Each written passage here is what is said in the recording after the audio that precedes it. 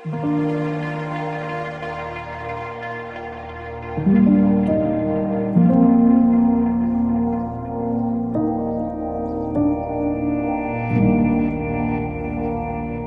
design something is to give form to that which has not yet been given form. In other words, to give form to the future.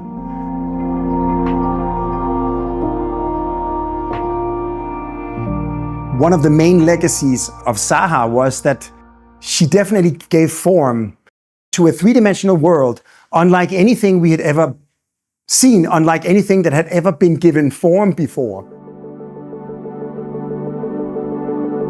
A vertical shaft for the elevators and the vertical circulation.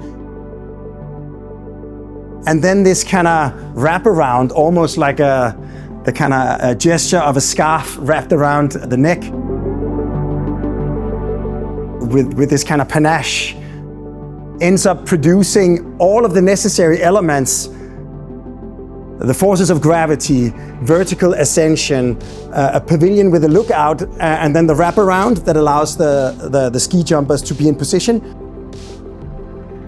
So somehow a very high-performing piece of structural engineering that is resolved again with a kind of elegance and effortlessness of a brushstroke.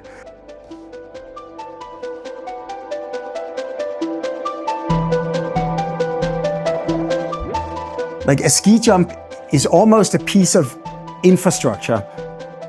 It is essentially, an elevator to get the ski jumpers high up in the air, and then sort of a man-made ski slope. Normally when you see these facilities, they have the kind of industrial character, almost like of scaffolding or simple columns. It's really about the sport and the performance, more so than the expression of how do you accommodate it. And there I think Zaha Hadid has created a real piece of social infrastructure.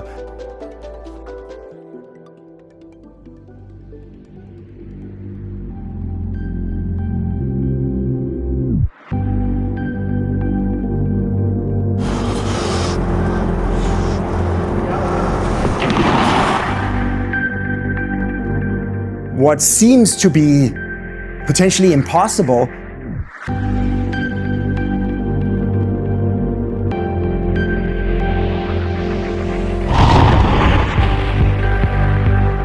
but then to go through all the laborious efforts of budgets and permits and gravity.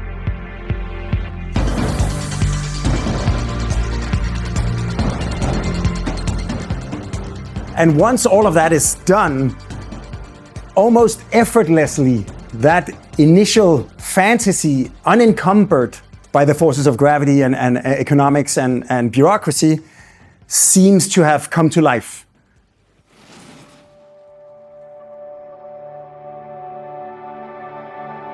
I actually started studying architecture in 1993.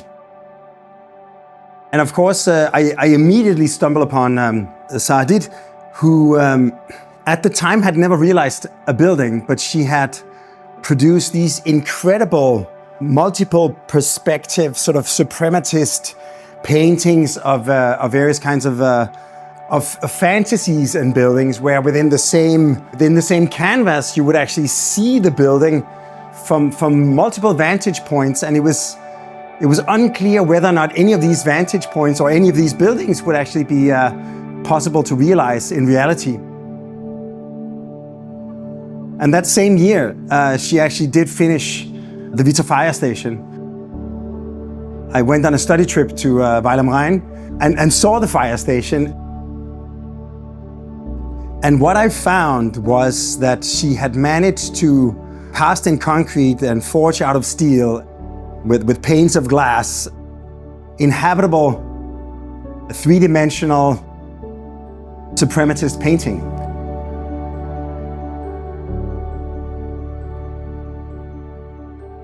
She reminded everybody at a time where late 80s, early 90s Architecture had gone through neo-rationalism and sort of a neo-modernism, a kind of return to minimalism. But because it is not immaterial, even though it seems gravity-defying, it somehow tectonically is very honest and expressive.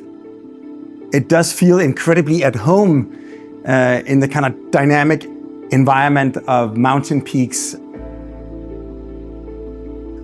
But once she had brought it forward, once she had given it form, once she had turned it from fiction into fact, turned her imagination into our reality, she somehow opened our eyes to what was possible and to what I believe is the true power of architecture, that we have as human beings, not only the possibility, but the responsibility to give form to the world as we wish it was.